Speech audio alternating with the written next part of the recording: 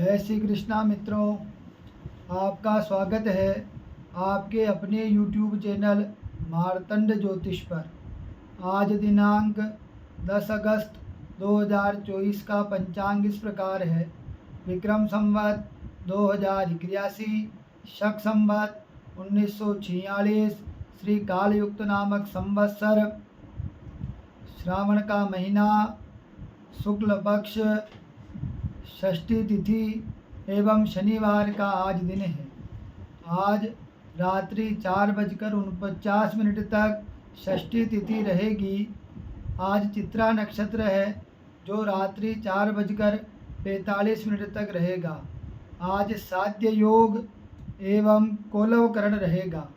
आज दिन में 4:18 तक चंद्रमा का गोचर कन्या राशि में रहेगा और 4:18 के उपरांत चंद्रमा तुला राशि में प्रवेश कर जाएंगे। आज सज्जनों, कल की षष्ठी है और कल की जयंती भी है। पूर्व में जब श्रावण मास प्रारंभ हुआ था तो हमने भगवान शंकर के विभिन्न अवतारों में के जानकारी प्राप्त की थी। भगवान शंकर के अवतारों में एक अवतार आता है पिप्पलाद का अवतार। इसका वर्णन शिव पुराण की शतरुद्रीय संहिता में आता है। सज्जनों, पिप्पलाद अवतार की कथा शिव पुराण में इस प्रकार है कि महर्षि दधीची के बारे में हम सब जानते हैं। महर्षि दधीची ने अपनी अस्थियों का दान किया। उस दान से विश्वकर्मा ने वज्र बनाया और उसी वज्र के द्वारा देवताओं ने वृत्रासुर का वध किया।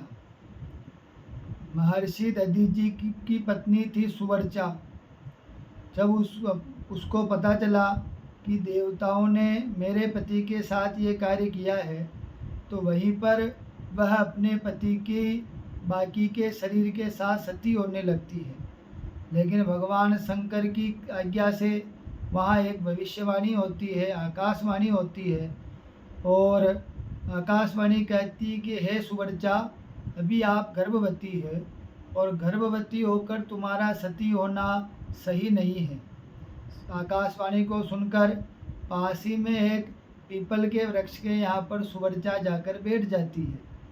कुछ समय पश्चात सुवर्चा को एक दिव्य पुत्र उत्पन्न होता है और सुवर्चा उस पुत्र से कहती है कि भाई तुम इस पीपल के वृक्ष के नीचे ही रहना और पीपल के वृक्ष के नीचे रहने से तुम्हारा नाम भी पिप्पलाद होगा।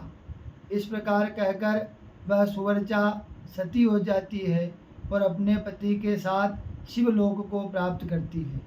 धीरे धीरे बालक बड़ा होता है। ब्रह्मा, विष्णु, महेश इत्यादि देवता आते हैं, ऋषि आते हैं, पिप्पलाद के संस्कार वगैरह करते हैं और पिप्पलाद उसी पीपल के वृक्ष के नीचे रहने लग जाते हैं। एक बार नदी के अंदर पिप्पलाद स्नान करने जाते हैं तो राजा अनरण्य की कन्या पद्मा को देखते हैं। पद्मा को देखकर पिप्पलाद के मन में गृहस्थ जीवन में जाने का विचार आता है। पिप्पलाद सीधा राजा अनरण्य के पास चले जाते हैं, उससे अपनी इच्छा प्रकट करते हैं।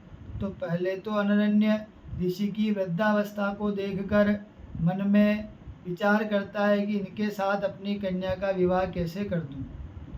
फिर ऋषि के तेज को जानकर राजा अनरण्य अपनी कन्या पद्मा का विवाह महर्षि पिप्पलाद से कर देते हैं।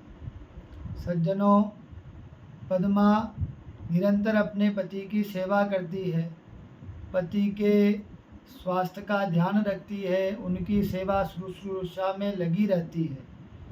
एक बार पद्मा नदी में स्नान करने के लिए जाती है तो उसके पातिव्रत धर्म की परीक्षा करने के लिए भगवान धर्म एक सुंदर पुरुष का रूप बनाकर उसके सामने जाते हैं। उससे भगवान पिप्पलाद के वृद्धावस्था के बारे में जिक्र करते हैं और कहते हैं कि भाई आप उनको छोड़कर मेरे साथ विवाह कर लो।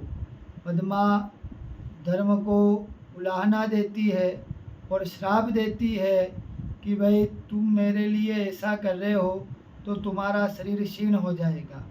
इस प्रकार पद्मा के वचन सुनकर धर्म उसके सामने साक्षात प्रकट होते हैं। उनसे हाथ जोड़कर क्षमा मांगते हैं कि हे देवी, मैंने तो आपके पातिव्रत धर्म की परीक्षा लेने के लिए ये सब किया है। तो पद्मा कहती है कि भाई श्राप है, व्यर्थ तो जा नहीं सकता, लेकिन इतना मैं आपको कह सकती हूँ कि हर युग में आपका एक पाद एक पैर कम हो जाएगा। सतयुग में धर्म के 4 पैर हैं, द्वापर में 3, त्रेता में 2 और कलयुग में केवल धर्म का एक ही पैर बचा हुआ है। तो इस प्रकार हर प्रत्येक चतुर्युगी में धर्म का एक एक पद क्षीण होता जाता है। पद्मा पर प्रसन्न होकर धर्म देवता महर्षि पिप्पलाद को भी युवा कर देते हैं और पिप्पलाद और पद्मा अनेकों समय तक गृहस्थ जीवन में रहते हैं और भगवान के भजन करते हैं, भगवान शिव की आराधना करते हैं। एक बार देवताओं से पिप्पलाद ने पूछा कि भाई मेरा जन्म नहीं हुआ, उसी पहले मेरे पिता की मृत्यु हो गई। जन्म होने के कुछ समय पश्चात ही मेरी माता भी सती हो गई, तो मेरे ऊपर ये प्रभाव कैसे आया है? तो महर्षियों ने बताया उनको कि उस समय आपके ऊपर शनि की वक्र दृष्टि थी, टेढ़ी दृष्टि थी, जिससे के कारण आपको यह दुख देखने को मिला है। अब पिप्पलाद क्रोधित हो गए, उन्होंने श्राप दिया और शनि को नक्षत्र मंडल से गिरा दिया। अब सारे देवता भयभीत हो गए, पिप्पलाद से प्रार्थना करने लगे, तो वापिस पिप्पलाद ने शनि को नक्षत्र मंडल में स्थित कर दिया। सज्जनों, जो कोई भी मनुष्य शनि ग्रह के द्वारा पीड़ित हो, वह शनिवार के दिन पीपल के वृक्ष में जल चढ़ाता है, पीपल की परिक्रमा करता है और पीपल के वृक्ष में दीपक लगाता है, तो उसको शनि की पीड़ा नहीं सताती है। और शिव पुराण की शतरुद्रीय संहिता में कहा भी गया है कि शनैश्चरः कृता पीड़ाम नाशयन्ति स्मृतात्रयः गादिश्च कौशिकश्चैव पिप्पलादो महामुनि। पीपल के वृक्ष के नीचे कौशिक, गादी और पिप्पलाद मुनि का नाम लेने से, पीपल के वृक्ष की परिक्रमा करने से मनुष्य को शनि से जनित पीड़ा नहीं सताती है। यह भगवान शंकर के पिप्पलाद अवतार की संक्षिप्त कथा है। अन्य ज्योतिषीय जानकारी, धार्मिक जानकारी, कुंडली मिलान, कुंडली देखना, अपने जीवन की समस्याओं का ज्योतिषीय उपाय जानने के लिए आप हमसे संपर्क कर सकते हैं। हमारे चैनल को लाइक करें, सब्सक्राइब करें। जय श्री कृष्णा, जय श्री राम।